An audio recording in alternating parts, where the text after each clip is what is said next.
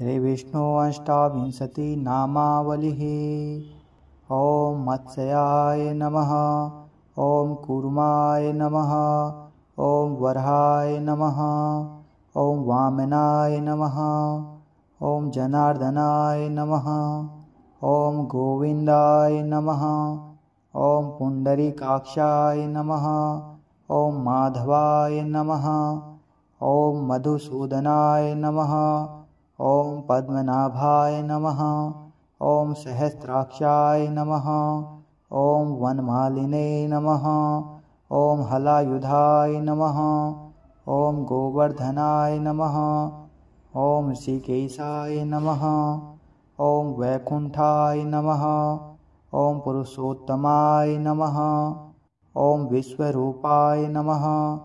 ॐ वासुदेवाय नमः। ॐ रामाय नमः।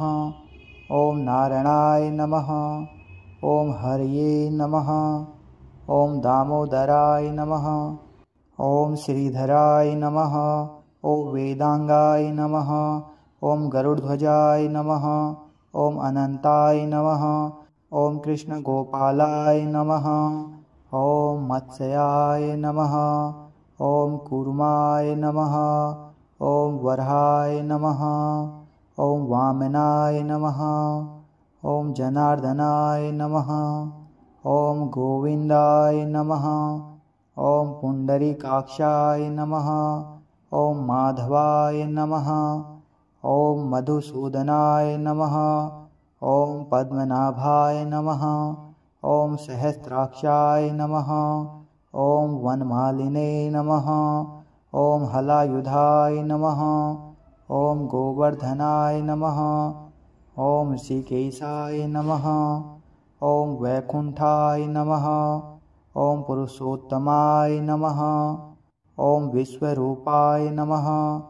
ॐ वासुदेवाय नमः। ॐ रामाय नमः। ॐ नारायणाय नमः। ॐ हरये नमः। ॐ दामोदराय नमः। ॐ श्रीधराय नमः।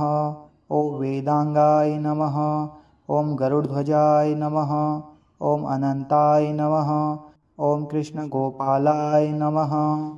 ॐ मत्स्याय नमः। ॐ कूर्माय नमः। ॐ वराहाय नमः। ॐ वामनाय नमः। ॐ जनार्दनाय नमः। ॐ गोविन्दाय नमः। ॐ पुण्डरीकाक्षाय नमः। ॐ माधवाय नमः। ॐ मधुसूदनाय नमः। ॐ पद्मनाभाय नमः। ॐ सहस्राक्षाय नमः। ॐ वनमालिने नमः। ॐ हलायुधाय नमः। ॐ गोवर्धनाय नमः। ॐ ऋषिकेशाय नमः। ॐ वैकुण्ठाय नमः। ॐ पुरुषोत्तमाय नमः। ॐ विश्वरूपाय नमः। ॐ वासुदेवाय नमः। ॐ रामाय नमः। ॐ नारायणाय नमः। ॐ हरये नमः। ॐ दामोदराय नमः। ॐ श्रीधराय नमः। ॐ वेदांगाय नमः। ॐ गरुड़ध्वजाय नमः। ॐ अनंताय नमः। ॐ कृष्णगोपालाय नमः। ॐ मत्स्याय नमः। ॐ कूर्माय नमः। ॐ वराहाय नमः। ॐ वामनाय नमः। ॐ जनार्दनाय नमः। ॐ गोविन्दाय नमः। ॐ पुण्डरीकाक्षाय नमः। ॐ माधवाय नमः। ॐ मधुसूदनाय नमः। ॐ पद्मनाभाय नमः। ॐ सहस्राक्षाय नमः। ॐ वनमालिने नमः। ॐ हलायुधाय नमः। ॐ गोवर्धनाय नमः। ॐ ऋषिकेशाय नमः। ॐ वैकुण्ठाय नमः। ॐ पुरुषोत्तमाय नमः। ॐ विश्वरूपाय नमः। ॐ वासुदेवाय नमः। ॐ रामाय नमः। ॐ नारायणाय नमः। ॐ हरये नमः। ॐ दामोदराय नमः। ॐ श्रीधराय नमः। ॐ वेदांगाय नमः। ॐ गरुड़ध्वजाय नमः। ॐ अनंताय नमः। ॐ कृष्णगोपालाय नमः। ॐ मत्स्याय नमः। ॐ कूर्माय नमः। ॐ वराहाय नमः। ॐ वामनाय नमः। ॐ जनार्दनाय नमः। ॐ गोविन्दाय नमः। ॐ पुण्डरीकाक्षाय नमः। ॐ माधवाय नमः। ॐ मधुसूदनाय नमः। ॐ पद्मनाभाय नमः। ॐ सहस्राक्षाय नमः। ॐ वनमालिने नमः। ॐ हलायुधाय नमः। ॐ गोवर्धनाय नमः। ॐ ऋषिकेशाय नमः। ॐ वैकुण्ठाय नमः। ॐ पुरुषोत्तमाय नमः। ॐ विश्वरूपाय नमः।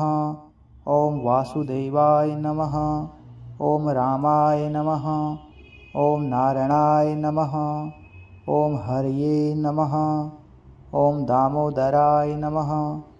ॐ श्रीधराय नमः। ॐ वेदांगाय नमः। ॐ गरुड़ध्वजाय नमः। ॐ अनंताय नमः। ॐ कृष्णगोपालाय नमः। ॐ मत्स्याय नमः। ॐ कूर्माय नमः।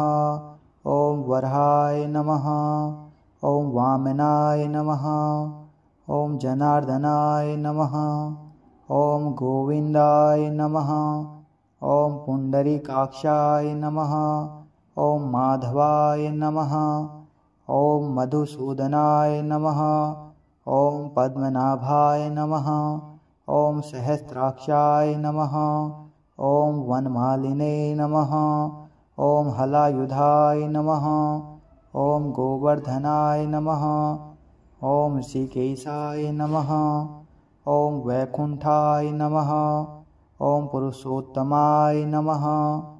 ॐ विश्वरूपाय नमः। ॐ वासुदेवाय नमः। ॐ रामाय नमः। ॐ नारायणाय नमः। ॐ हरये नमः। ॐ दामोदराय नमः। ॐ श्रीधराय नमः। ॐ वेदांगाय नमः। ॐ गरुड़ध्वजाय नमः। ॐ अनंताय नमः। ॐ कृष्णगोपालाय नमः। ॐ मत्स्याय नमः। ॐ कूर्माय नमः।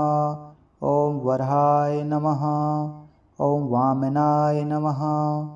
ॐ जनार्दनाय नमः। ॐ गोविन्दाय नमः।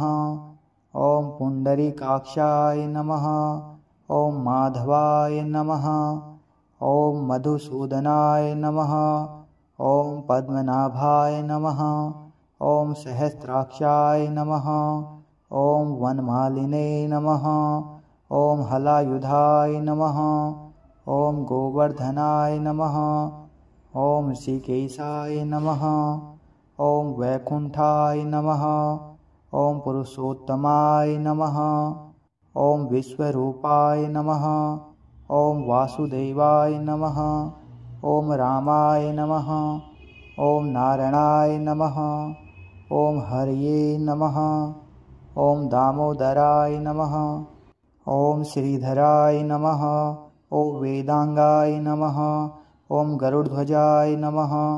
ॐ अनंताय नमः। ॐ कृष्णगोपालाय नमः। ॐ मत्स्याय नमः। ॐ कूर्माय नमः। ॐ वराहाय नमः। ॐ वामनाय नमः। ॐ जनार्दनाय नमः। ॐ गोविन्दाय नमः। ॐ पुण्डरीकाक्षाय नमः। ॐ माधवाय नमः। ॐ मधुसूदनाय नमः। ॐ पद्मनाभाय नमः। ॐ सहस्राक्षाय नमः। ॐ वनमालिने नमः। ॐ हलायुधाय नमः। ॐ गोवर्धनाय नमः। ॐ ऋषिकेशाय नमः। ॐ वैकुण्ठाय नमः। ॐ पुरुषोत्तमाय नमः। ॐ विश्वरूपाय नमः। ॐ वासुदेवाय नमः। ॐ रामाय नमः। ॐ नारायणाय नमः। ॐ हरये नमः। ॐ दामोदराय नमः। ॐ श्रीधराय नमः। ॐ वेदांगाय नमः। ॐ गरुडध्वजाय नमः। ॐ अनंताय नमः। ॐ कृष्णगोपालाय नमः। ॐ मत्स्याय नमः। ॐ कूर्माय नमः। ॐ वराहाय नमः। ॐ वामनाय नमः। ॐ जनार्दनाय नमः। ॐ गोविन्दाय नमः। ॐ पुण्डरीकाक्षाय नमः।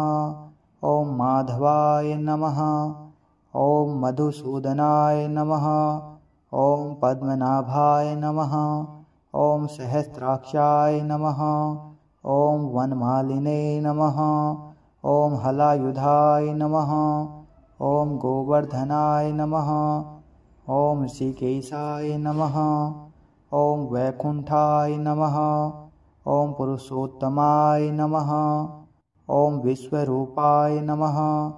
ॐ वासुदेवाय नमः। ॐ रामाय नमः। ॐ नारायणाय नमः। ॐ हरये नमः। ॐ दामोदराय नमः। ॐ श्रीधराय नमः। ॐ वेदांगाय नमः। ॐ गरुडध्वजाय नमः। ॐ अनंताय नमः। ॐ कृष्णगोपालाय नमः। ॐ मत्स्याय नमः। ॐ कूर्माय नमः। ॐ वराहाय नमः। ॐ वामनाय नमः। ॐ जनार्दनाय नमः। ॐ गोविन्दाय नमः। ॐ पुण्डरीकाक्षाय नमः। ॐ माधवाय नमः। ॐ मधुसूदनाय नमः। ॐ पद्मनाभाय नमः। ॐ सहस्राक्षाय नमः। ॐ वनमालिने नमः। ॐ हलायुधाय नमः। ॐ गोवर्धनाय नमः। ॐ ऋषिकेशाय नमः। ॐ वैकुण्ठाय नमः। ॐ पुरुषोत्तमाय नमः। ॐ विश्वरूपाय नमः। ॐ वासुदेवाय नमः। ॐ रामाय नमः। ॐ नारायणाय नमः। ॐ हरये नमः। ॐ दामोदराय नमः। ॐ श्रीधराय नमः। ॐ वेदांगाय नमः। ॐ गरुडध्वजाय नमः। ॐ अनंताय नमः। ॐ कृष्णगोपालाय नमः। इति विष्णु अष्टाविंशतिनामावलिः सम्पूर्णम्।